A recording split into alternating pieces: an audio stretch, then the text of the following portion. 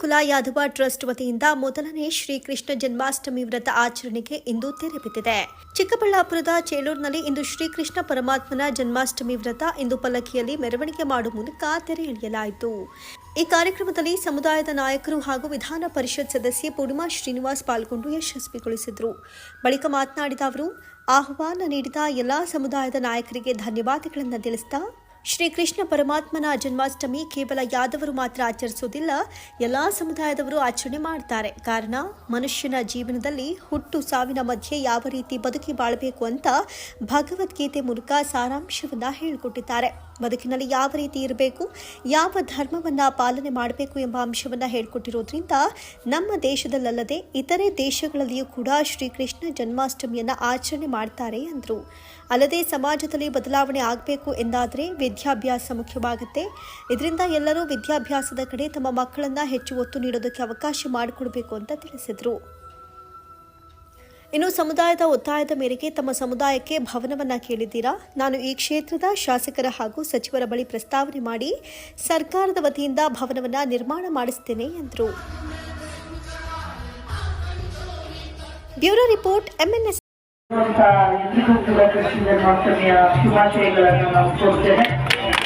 ಶ್ರೀಕೃಷ್ಣನ ಹಬ್ಬವನ್ನ ಬರೀ ಯಾದವರು ಮಾತ್ರ ಮಾಡೋದಿಲ್ಲ.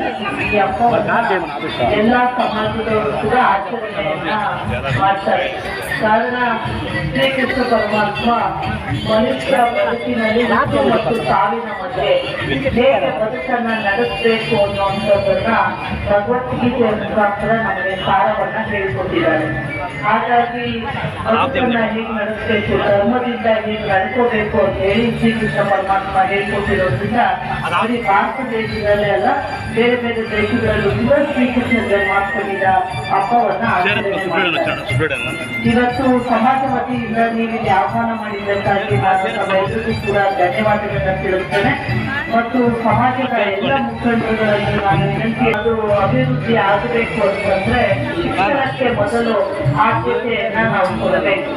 ಶಿಕ್ಷಣದ ಮುಖಾಂತರ ಮಾತ್ರ ಸಮಾಜ ಬದಲಾವಣೆ ಆಗಿ ಯಾವ ಸಮಾಜ ಶಿಕ್ಷಣವನ್ನ ಪಡ್ಕೊಳ್ಳುತ್ತೆ ಬದಲಾವಣೆಯನ್ನ ನಾವು ಕಾಣಬಹುದು. ಹಾಗಾಗಿ ಸಂಖ್ಯೆಯಲ್ಲಿ ಕಡಿಮೆ ಇದ್ರೂ ಕೂಡ ನೀವು ಮಕ್ಕಳಿಗೆ ಶಿಕ್ಷಣವನ್ನ ಕೊಡೋದ್ರ ಮುಖಾಂತರ ಸಮಾಜವನ್ನ ಗಟ್ಟಿ ಮಾಡುವಂತ ಕೆಲಸವನ್ನ ಮಾಡಬೇಕು ಅಂತ ಹೇಳಿ ನಾನು ತಮ್ಮನ್ನೆಲ್ಲ ವಿನಂತಿಯನ್ನ ಮಾಡಿಕೊಳ್ತಾ, ಮತ್ತು ಇಲ್ಲೇನು ಗ್ರಾಮ ಪಂಚಾಯತಿಯಿಂದ ಸಮಾಜಕ್ಕೆ ಜಾಗ ಕೊಟ್ಟಿದ್ದಾರೆ ಅಂತ ಈಗಾಗಲೇ ನೀವು ಮುಖಂಡರುಗಳು ತಿಳಿಸಿದ್ದೀರಾ.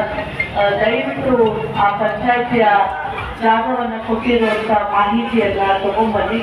ಶಾಸಕರಾದಂಥ ಸುಬ್ಬರೆಡ್ಡಿ ಅನ್ನೋರ್ಗೂ ಮಾತಾಡ್ತೀನಿ ಮತ್ತು ಇನ್ಚಾರ್ಜ್ ಮಿನಿಸ್ಟರ್ ಸುಧಾಕರ್ ಸರ್ ಅವ್ರಿಗೂ ಮಾತಾಡಿ ನಮ್ಮ ಮುಖ್ಯಮಂತ್ರಿಗಳ ಹತ್ರ ಮಾತಾಡಿ ಅಲ್ಲಿ ಒಂದು ತಾಲೂಕು ಮಟ್ಟಕ್ಕೆ ಏನು ಅನುದಾನವನ್ನು ಕೊಡ್ತಾರೆ ಭವನ ಕಟ್ಟಲಿಕ್ಕೆ, ಅದನ್ನ ನಾನು ಮಂಜೂರು ಮಾಡಿಕೊಡ್ತೀನಿ. ಆದರೆ ನೀವುಗಳು ಯಾರಾದರೂ ಒಬ್ಬರು ಸಮಾಜದವರು ಅದರಿಂದ ಓಡಾಡಬೇಕಾಗುತ್ತೆ. ಯಾಕಂದ್ರೆ ನಾವು ಒಂದು ಹಂತದಲ್ಲಿ ಹೇಳಿದ ನಂತರ ನೀವಿಲ್ಲಿ ಗಮನ ಕೊಟ್ಟು ಓಡಾಡಿದ್ರೆ ಆ ಕೆಲಸವನ್ನು ಸರ್ಕಾರದಿಂದ ಮಾಡಿಕೊಡೋದು ಸುಲಭ ಆಗುತ್ತೆ.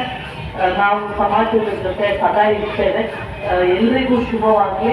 ಹೆಚ್ಚು ಗಮನವನ್ನು ಶಿಕ್ಷಣಕ್ಕೆ ಕೊಡಿ ಅನ್ನೋ ಮುಖಾಂತರ ಹೇಳ್ತಾ ತಮ್ಮೆಲ್ಲರಿಗೂ ಕೂಡ ನಾನು ವಂದಿಸಿ ನಾನು ಮಾತನ್ನ ಮುಗಿಸ್ತೇನೆ. ಧನ್ಯವಾದ.